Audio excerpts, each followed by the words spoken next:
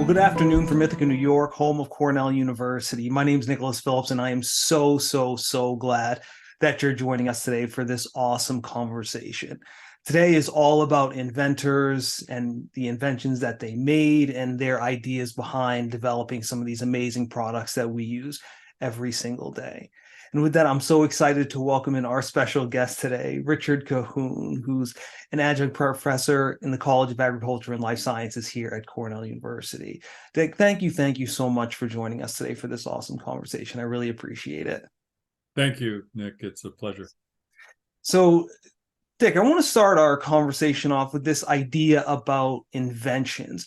Now, we all think of big inventions like the cell phone or the Keurig coffee machine, but I'd be interested to know what are some minor inventions that we may not think about, but have had a huge impact on our everyday lives?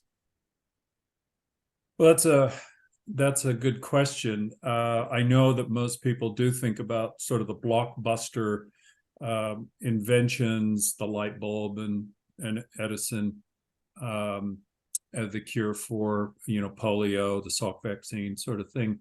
In my experience, most inventions and inventors are kind of under the radar, unless you really look and you kind of lift up the cover and go, oh, there's really something here. Yes, somebody had to create that. And when you start to realize that inventions are everywhere, have been everywhere, but they can be sort of underwhelming in a way, but their impact can be huge. And I can think of, there are so many like that that you don't have to take too long to start thinking about it, but like the pencil.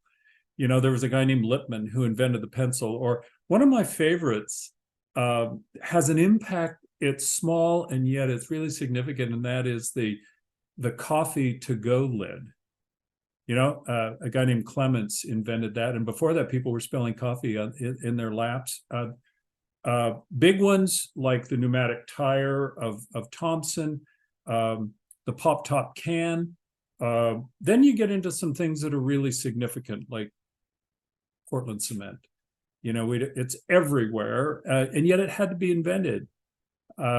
There are so many that you spend a little time starting to think about it, and some of them, like Velcro didn't exist before a Swiss guy named de Mistral invented it, and look, it's now ubiquitous. Mm-hmm, mm-hmm. And, looking back at all these inventions, over the past decade, 20, 30 years, what's maybe one major invention or minor invention that comes to mind for you that really had an impact on, just your life? Well, so if I personalize it and ask myself, what are the inventions, so let's say a couple of inventions that have had an impact on me personally, that's a different question than inventions that have had an impact on humanity. For me, if you ask me for an impactful invention, big time, it would be the invention of anesthesia. And I say that now, it's not been in my lifetime, it existed before, but it's had such a huge impact on humanity. And my father was an anesthesiologist, so it's something that's been important to me, and I think for humanity for a long time. But on a very personal and small scale, just for fun, and frankly, I have a lot of fun in my life, my favorite invention is the Frisbee. I remember you mentioned the Frisbee yesterday on our pre-chat huddle. I can't remember if I asked you, do you play Frisbee golf or? I have. I'm kind of a free form, get out in the park, throw it with whoever I can convince to join me. I could only imagine what that must have been like to have that Frisbee. I remember you mentioning you get it and it's like this huge disc. As a little kid, I mean, I like balls. I like football. There's another good invention, the American football. And games, that's another thing when you start thinking about inventions. If you're into sports a little bit, I was as a youngster. Naismith and the invention of basketball. What a fantastic invention. Look what an impact it's had. The inventions come with huge impact, like human health, and eliminating suffering all the way to, things that are just a lot of fun, like the Xbox gaming toy. And you kind of alluded to my next question with the Xbox comment, but what does that evolution in invention look like when we take something major, like say for a computer, for example, when NASA was sending men into space, the computer took up a whole room, whereas now they can put a computer in a glove box. What's that evolution in invention kind of look like, and what have you seen? Well, it's a good question, and it's a complex answer. I would say that you can't just say, well, all inventions are and their results kind of happen linearly. Some do, some don't. Like for example, what you were just talking about, the computer that started out as the size of a room and gradually reduced down to the size of our cell phones. That's been a little bit of a linear process in terms of size reduction. So there are things like that where inventors will see a problem, like in this case, the size, and then just work to solve that problem. But like I said, a lot of inventions don't happen quite that way. They're more, I'll call them web-like, in which there's a lot of connections between what would seem to be very different kinds of technological endeavors. Sometimes inventions will go down a certain road and there will be a dead end, and yet some other inventor will pick up on that thread and kind of take it and, say, do a left turn and turn something that was useless or hardly useful into something quite useful. And I have one quick story about that, in that Napoleon had asked his scientists to develop a map of the bad air around swamps, malaria, because the belief was it caused bad air caused this disease called malaria. So he had his scientists they invented a way to measure the bad smell, which was sulfides, but actually it was measuring the methane, because they made a small gun that you filled up with the swamp gas. You put a cork in the end and you pulled a trigger, and it ignited a little spark, which caused an explosion, and the cork went out. And they measured that, and they made a map of Northern Africa, the bad smell map of Northern Africa. Well, that turned out to be kind of a useless invention, but an inventor in England took that and went, wait a minute, that is what became the internal combustion engine. That's so interesting. And I want to kind of shift gears a little bit. And, we've talked a little bit about some of the, major inventions that have happened, even just in the last couple decades. But I kind of want to take a step back, and I don't want to kind of forget about the inventors who, developed these things. So very broadly, how do we go about appreciating the inventors themselves and not just, these fancy tools that we have nowadays?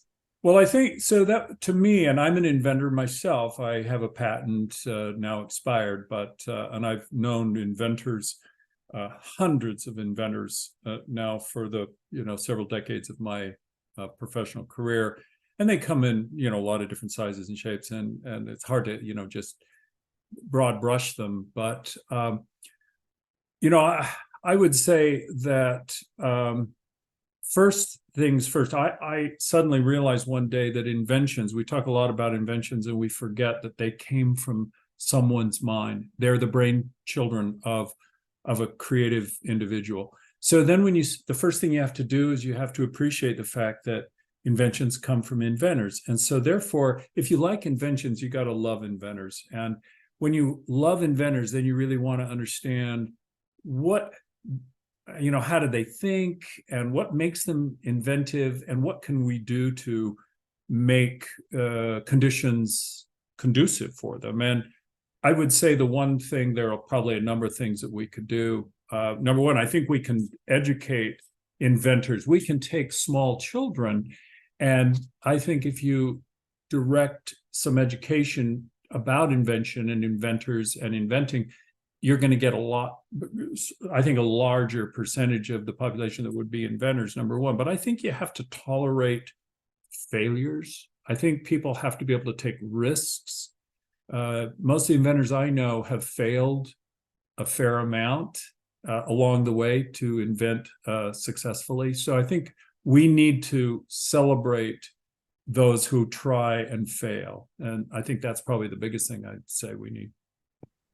And along those lines, I'd be interested to know or rather, do you consider inventors, would you say inventors are born, or would you say, somebody can become an inventor later on? What are those skills that are essential to be a good inventor? So I guess a two-part question for you there.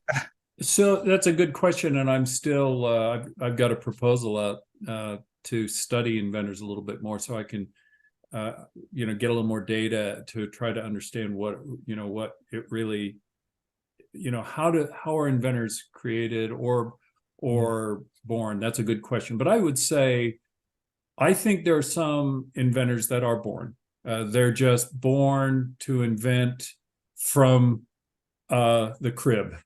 But that said, I also believe that people would be inventors if they had more inspiration, if they had more guidance. I think my experience is that if you start to take folks and explain to them about invention and inventing, it kind of opens people up. And I think we'd get a lot more inventors. And what are some skills or traits that make up a good inventor, in your opinion? So, as I said earlier, I think, first of all, people who aren't afraid to take a risk or don't mind making mistakes. I think that's the biggest thing, is that Linus Pauling, a Nobel laureate, once said that if you're going to have good ideas, you got to have a lot of ideas, which means you got to have some ideas that aren't good, So inventors have to be a bit of risk takers. I think they tend to have, a reasonable belief in themselves. At the end of the day, a certain level of self-confidence. I think one of the defining characteristics of inventors is the ability to embrace ambiguity, not having enough information. I think some of the best inventors I've ever known, they're able to move forward even when they don't have enough information. And they've got a talent for kind of pressing ahead, even when they don't have the whole picture right away. And the other thing I think of when I think of characteristics is the ability to look at a problem from different perspectives, maybe redefine the problem somewhat. And the thing I like to think of, and I try to do this myself, and that is, how we talk about having a left brain and a right brain. I think the best inventors are pretty good at synthesizing both sides of the brain, the linear left side with the creative right side. Oh, sense of humor. I have learned over time, and I've been doing this for decades, that the best inventors I know are intelligent, creative, and they have a sense of humor. Okay. Sense of humor. That's a good one. We'll have to remember that one. Yeah. And one of the things that we had mentioned a little bit before when we were even, discussing, doing this topic about inventors and their inventions and everything, was you mentioned that inventors are natural resources. So I guess my question is, what did you mean by that when you mentioned that inventors are natural resources? Well, it came from some work I was doing with some young folks, 17, 18-year-old high schoolers. And I realized that a lot of them were quite, I thought they were rather depressed. I mean, we were working on a sustainability club in high school. I was a parent volunteer. And I realized a lot of these teenagers were really focused on the natural resource depletion, damage, which is all understandable. I mean, we're surrounded by those kinds of rather depressing stories. And I started to think about it a little bit, and I went, that's true. We've got these problems, but we have one natural resource that we're not in short supply of if we know what we're doing, and that is the human intellect and the inventive mind. Because throughout human history, no matter how bleak it looks, inventors have shown up and changed the dynamic. They've changed the paradigm. They've changed the situation. So it just became so clear to me that the inventors of the world are this natural resource that can be sustainable if we know how to treat them right and to cultivate them, and how we can take advantage of the fruits of their thinking to change the dynamic. So that's what I mean by it as a natural resource. And just as a quick follow-up, I'd be interested to know, do inventions come as a response to maybe an issue happening at the time? So I'm thinking, for instance, like with anesthesia, for example, trying to, help with pain. Do some of these major inventions that we think about come as a response to an issue or a problem at that time that inventor is facing? They surely do. There are problems that inventors are told to solve. I mean, that happens especially in like companies. There's a famous story of the skunk works at Lockheed Martin where they pulled together a bunch of engineers, the more creative engineers, and put them in a group and said, go solve the problem, develop a jet engine, and during World War II, and they did it. So there can be let's call it an extrinsic motivation for people to invent. That does happen. Companies do it all the time. But I think there's also this invention that happens serendipitously. People, and I would see this at Cornell frequently, where people are working on a problem to solve, and in that process, something comes up unexpected. That's sometimes one of the more exciting, I think, experiences, is to see these inventions that spring up when nobody really expected them to. And just very, very quickly, for someone looking to invent something, what are some questions that they should ask themselves when they're thinking about developing a new product or developing something new or inventing something new? What's something they should ask themselves regarding, can this help in the future? Sure. Well, I somewhat said this earlier, which is if there's a problem that they want to solve, I like the idea of redefining the problem, making sure you're not just saying, okay, here's the problem. Maybe you redefine it, and sometimes that can lead to an inventive approach, looking at the problem from different perspectives, and trying to get yourself out of your usual groove. One of the things that inventors do is they don't always rely upon the same old approach or their own discipline. They try to step back and go, wait a minute, maybe I need to think about this, from a totally different kind of a discipline or perspective. And the other thing I like to do is, as an inventor and working with inventors, is we connect the dots. We've heard that statement before, and that is, you have these dots, these different information points that we want to connect, and you step back and you look for patterns. But I always tell people that if you're going to connect the dots, you have to collect the dots. So I start by just, without trying to solve the problem, and I think this is another, a way of thinking that helps inventors be inventive, and that is, don't always try to solve the problem. Just live with the problem, gather the information, and then eventually you will connect the dots. Also, I think it's important for us to not always use our conscious thinking, analytical mind. I think sometimes we need to set it aside and let our subconscious do some work. The other thing I would say too, this is a characteristic of inventors, all the ones that I've known, and that is curiosity. Inventors are curious. And if there was one characteristic, aside from sense of humor, the one thing I would say, stay curious. That will drive you forward, and you will eventually find, and don't be afraid of failure. Those are the combinations, I think.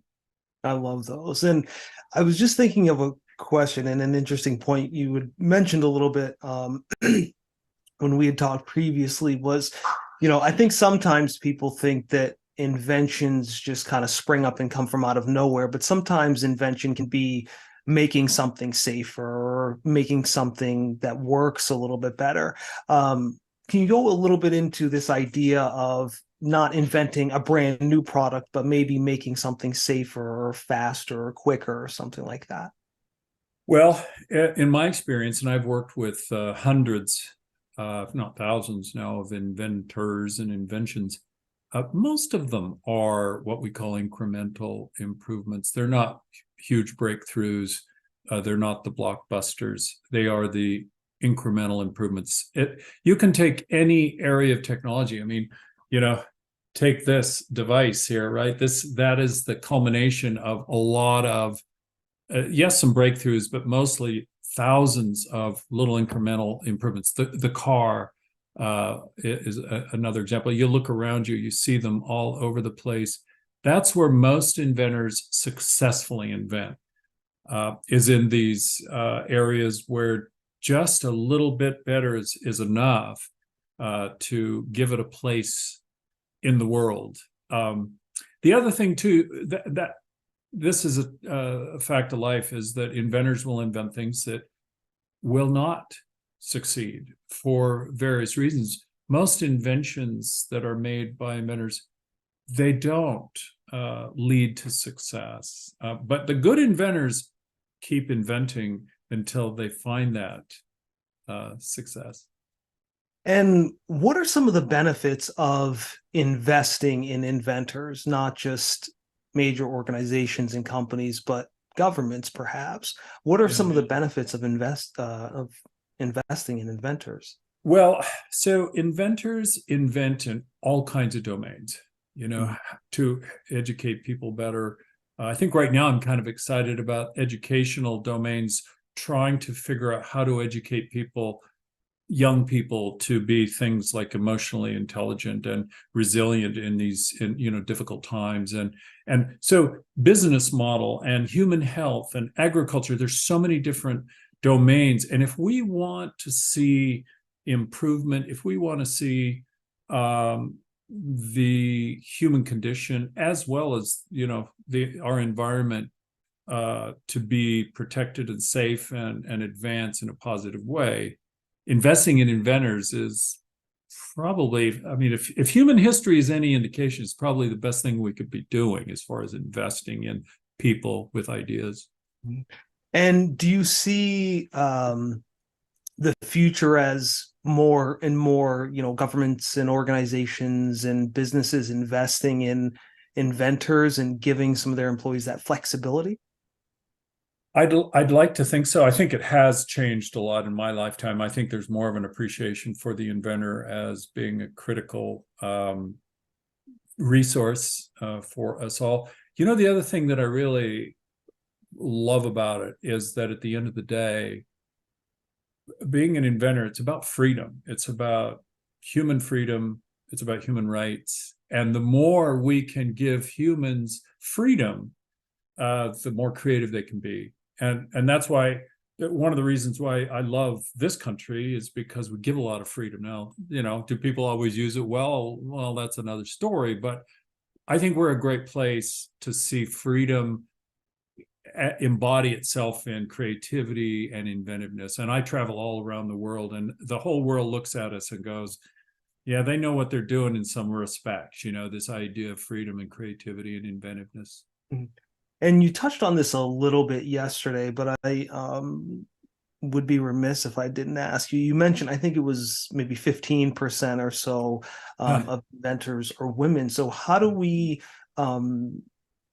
promote women inventors and, diverse voices when it comes to inventing things? I'm really glad you asked that in the time we have here, because I was asked by the World Intellectual Property Organization. I've been an advisor to them for years, and this year, 2023, is called the Year of the Woman Inventor. And so I've given some presentations about it, and I took the time to look into percentages of inventors on patents that are women. And it's low. It depends upon the country. I think in this country, we're around 20 to 25%. Some countries it's really low, but globally we're looking at 15 or so percent. And basically, aside from the fact that I think we need to give that opportunity to women, but as humanity needs women to be creative. If you think about that, we're missing out on so many creative minds to help us solve problems. I think we really need to do something about it. Now, I don't know all the answers, but I know that the first step is to be aware of this. And I'm sure we could sit around a round table and talk about things like, how do we encourage young girls to stay? How do we encourage them to be inventors and support them? And I think we need to put some effort into that, no question. Perfect. And my last question for you, Dick. Take a step back, go, over all your years and everything. What's one invention that you look back and you were like, wow, that was cool or something? I know for me, it was the first time they ever put a camera on a phone. I was like, why would you ever do that? Nobody's going to need to take pictures with their phone, but now we have every picture of every meal everybody's ever eaten. So, what's that one thing you're like, wow, that was really cool idea? That's a really provocative question. I think we could spend an evening and just have a great time talking about this and debate it and go, because there's so many that we could point to.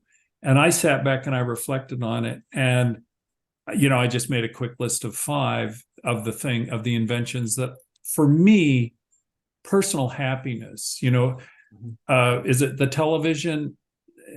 I think television's great, but for me, personal happiness, I wouldn't say that's it. I mentioned anesthesia. I think if you look at it, it's like that has done more to relieve human suffering. Anesthesia, vaccines. We just went through. I met some folks that were involved in Moderna and bringing out that vaccine that may have saved the human race as we know it. But I have 3 others, and you're going to laugh at some and be amused at some. One is horticulture, and that is the development of the ability to grow vegetables. Another one is binoculars. I'm a naturalist. I like birds, so the fact that somebody invented binoculars. Last but not least is the flush toilet. Ooh, very true. Flush toilet's big one. Big. It's big. It's ubiquitous. Yeah, that's a big one. And horticulture, I wish I could say I had a green thumb, but I don't. I cannot grow. Well, you just be thankful that other people do. Very true. Very true. Audience, thank you so much for joining us today, Dick. It's such a pleasure having you on. One last quick thing for your audience. Just, let us know how we did. Give us a little bit of feedback. But have a great day. Stay safe out there. And thank you again for joining us. Have a good afternoon. Thank you.